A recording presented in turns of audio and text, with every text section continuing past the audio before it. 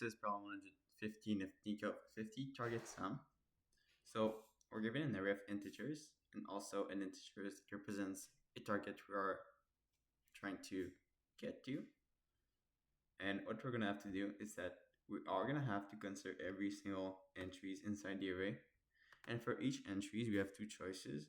We can either add this to our current sum or we can subtract this to our current sum. So if we go ahead and follow the example 1, well, we are first going to have this 2. So let's say that we subtract this 2 from our bank account that, let's say, it's initially 0.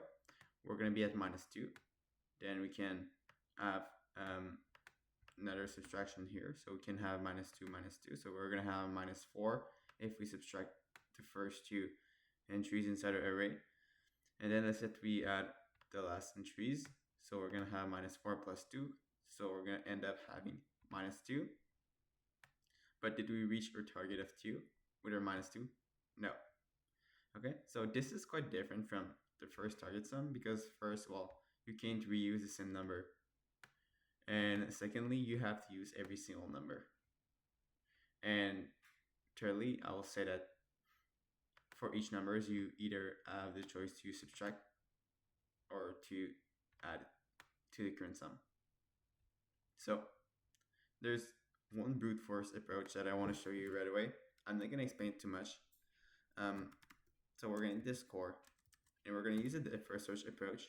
And basically on each iteration, we're going to start 2 additional depth first search call. And in one of them, we're going to add this value, and the other one, we are going to subtract the value.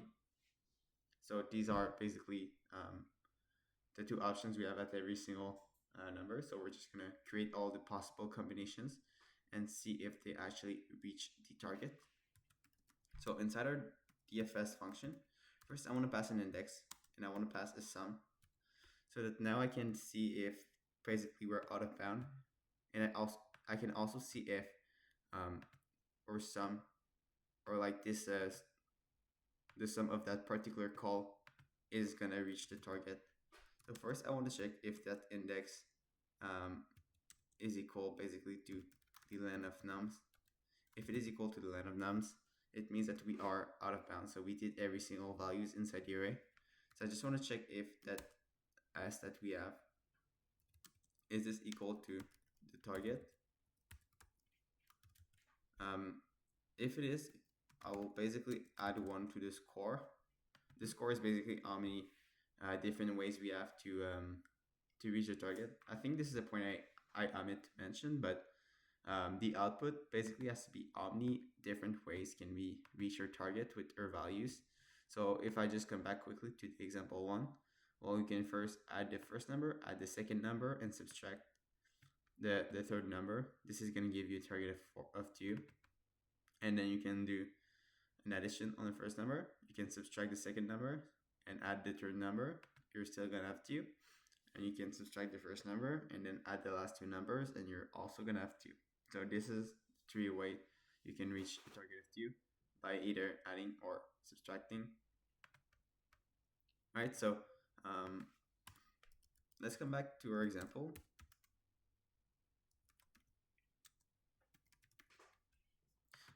I'm saying non-local here because I don't want to change this core every time. This is basically another way of simply writing score. I feel like it is just more efficient to call it once at the top of the DFS function, just say non-local. So this is not a variable that is owned to this that is owned by this function. It is a global one. So I think that it is just more efficient than writing self.score every single time we have to refer to score. So yeah, if I explain this quickly, we are looking if we are out of bounds. If we're out of bounds, it means that we actually already went through all the values inside the array. And at this point, we want to know, did we actually reach the expected target or not? So if we reach this expected target, we're just going to increment the score by 1. And in each case, you want to return. And now we're going to create a 2 DFS call. We know that in both of them, we just want to go reach the next index. And in each call, we have 2 choices. We can either subtract this current value to the current sum, and the current sum is basically what we passed in, so it's this s value. So we're going to do s minus nums at the index of I. Right, so we're subtracting this particular value to the current sum. And our second DFS call is basically we're going to pass on the next index, and we're going to, instead of subtracting, we're going to add this. So nums I. And then we're going to have to call our DFS starting at the index 0 with a sum of 0. And we're going to be able to return the score at the end. So if we test this out,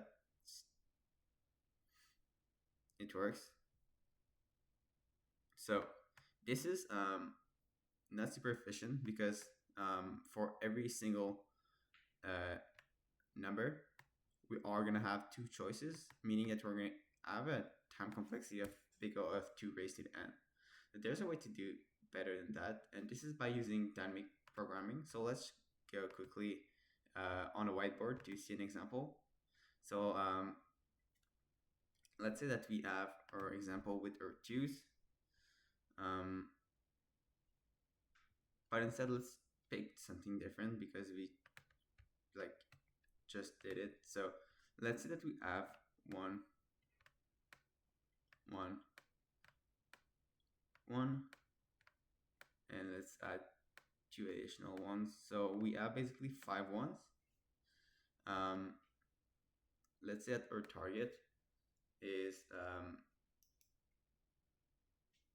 it is 5, or let's say 4. Like what are the different ways? Or no, that wouldn't work. Let's just say that our target is 3. So what are the different ways to actually reach that? Well, we can basically add, well, if we basically see all these values as either a +1 or a -1, and we have 5 of these values, we know that we can have basically 4 times a +1,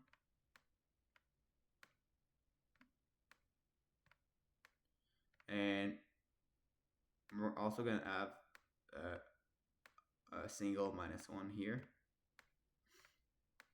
And the -1 can appear to be every single value, so it can be there, can be there, can be there, and basically all of these are different ways to sum up to 3 given these values. So this is going to give us a grand total of 5. This is the answer we would like to provide at the end, given that we have an array of 5 ones and we want to reach 3. So actually, let's see how we can solve this using dynamic programming. First, I will create basically a horizontal and vertical axes, and on the horizontal one, I want to have all the possible sum I can actually reach. So notice that I can also have values in the negative, I can have values in the positive, and I'm just gonna write this like that. I'm gonna stop there because it's gonna take a lot of place. All right, and basically I want to have 5 indexes. So let's just call them like this.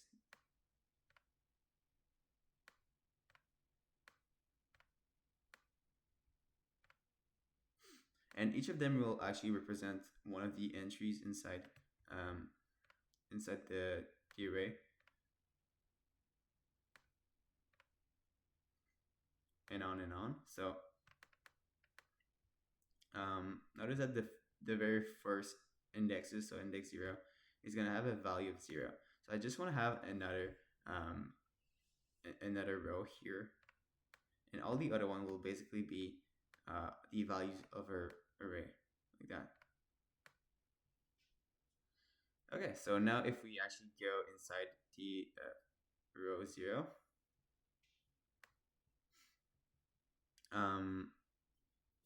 at every single cell, I just want to put either a 0 or a 1, or it can be more than 1, but for this very cells, we want to see how many different ways can we actually sum up to all these values. And there's really one way to actually sum up to one values, and it is to reach to reach zero, pardon me. So with a zero, you can actually reach zero. So there's one way. If you just take that zero, you're gonna get zero. And now if we take our next row, well, how many options do we have to actually reach zero given a single one? Well, zero, right? Because if you're starting with a bank account of zero, and we tell you that you can either add one or subtract one, well, whatever happened, you are not going to be left up with a bank account of zero, but you're going to be left up with either a bank account of minus one or a bank account of plus one. And basically, we did that by simply looking um, at the cell that is like right there.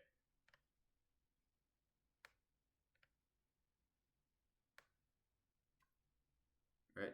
So because at this point the grand total is one, right? So we just added a single one. So if we add if we subtract to the grand total the current value, which is 1, we are going to be left up with 0. So this is the logic we're going to use. We're just going to go see on the previous row at the index 0, or at the position that represents 0. We're going to see what its value is, and we're just going to add this to that. And we will also do a check to the left on the next rows, but for now this is all we need. All right, so now basically we're gonna have 2, right? So we're gonna add another 1. So we know that our grand sum here is gonna be 2 because we added 2 at 1. And if we subtract basically 2, if you should subtract the current coins we added by the grand total, we're gonna have 1. So we know that we're gonna have to take a look at the rows of 1.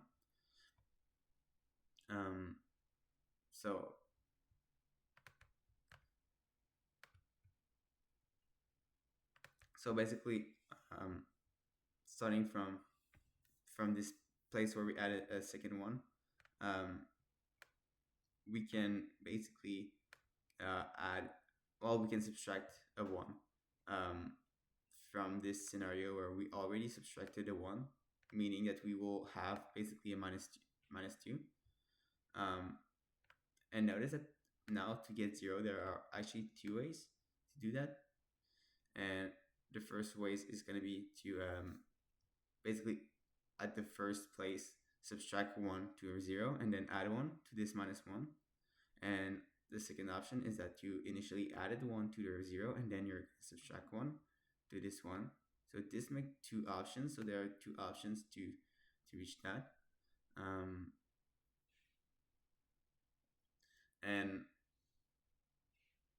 And there's also one way to reach 2, right? So if we add 1 to your plus 1, you're going to have 2. Okay, so now we're going to have another coin. So we're going to add a grand total sum of 3. And I will basically be willing, once again, to go see here the value there. So at this point, we're going to have a minus 3 at this index. That will point right there. And there's one way to reach minus 3 is if we subtracted 1 every single time. Then at this position, so at minus 1, how many ways do we have to actually reach this this value? Well, there is basically, if we take a look at the left row and the right row, there's 2 ways to actually reach the zeros, and there's 1 way to reach the minus 2. So at this position, there's going to be 3 ways to reach the minus 1. Same for here. there's three ways to reach the plus one, and there is one way to reach the three. So let's fast forward this, okay? We're just gonna use the same logic. So there's gonna be one way to reach -4.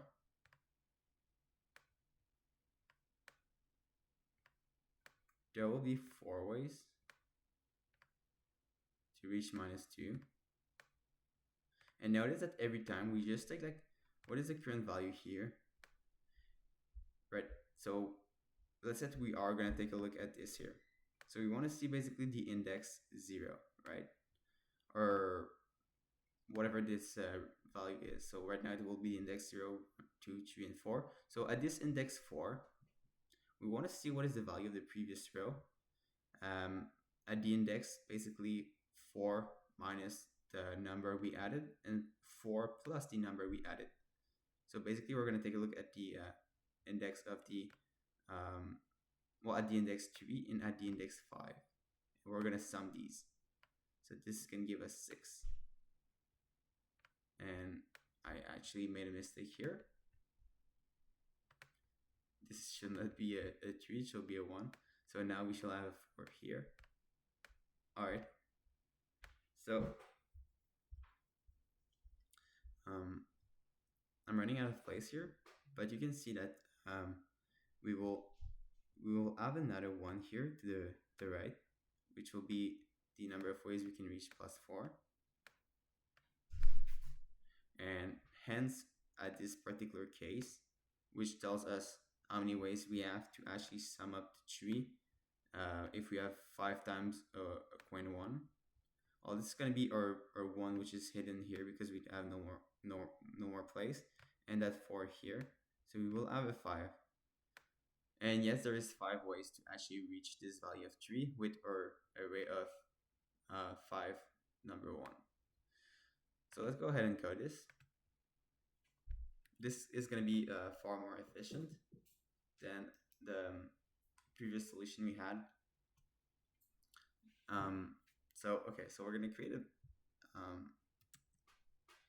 every single row will basically be a dictionary.